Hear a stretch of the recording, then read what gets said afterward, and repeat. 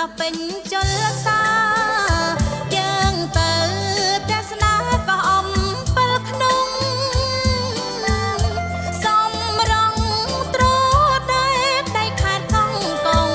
បាននឹងកំពុងតាក់ទាញទេសចរលើកងអំពិលកនតើដួងចិត្តស្រស់ស្អាតប្រណិតតុបតែងលំអ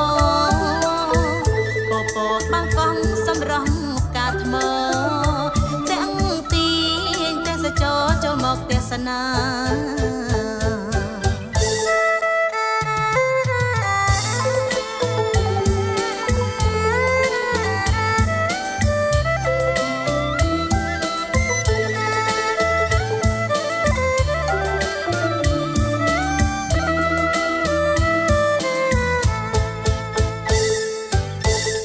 កងជ្រប់ក្នុងប្រព្រំកងគីអណ្ដងព្រះរាជាកងគីសង្សិទ្ធក៏ស្ដាច់ក៏កងថាត់ក្នុងដួងចិត្តស្រងស្រាយជីវិតដាច់ជាប់ចន្ទដាក៏អំប៉លក្រៅក៏លដៅទេសចរសម្រោះកាថ្មកំដរនេត្រាធម្មជាតិអ្នកខ្លួនពួនថែបូផាកនដាលចលសាខ្យល់បរិសុទ្ធធម្មជាតិគ្មានពីគិរីសាក៏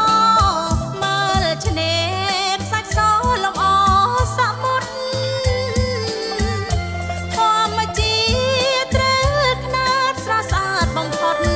ស្រាប់ខ្យល់បរិសុទ្ធនាពេលរាត្រីទេសចរបន្តរក្សា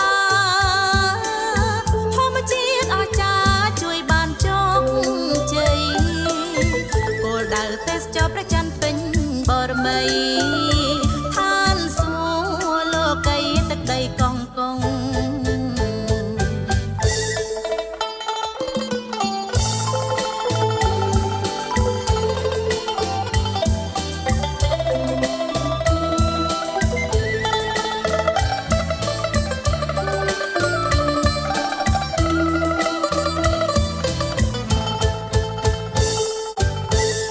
កងជ្រប់ក្នុងប្រព្រំកងគី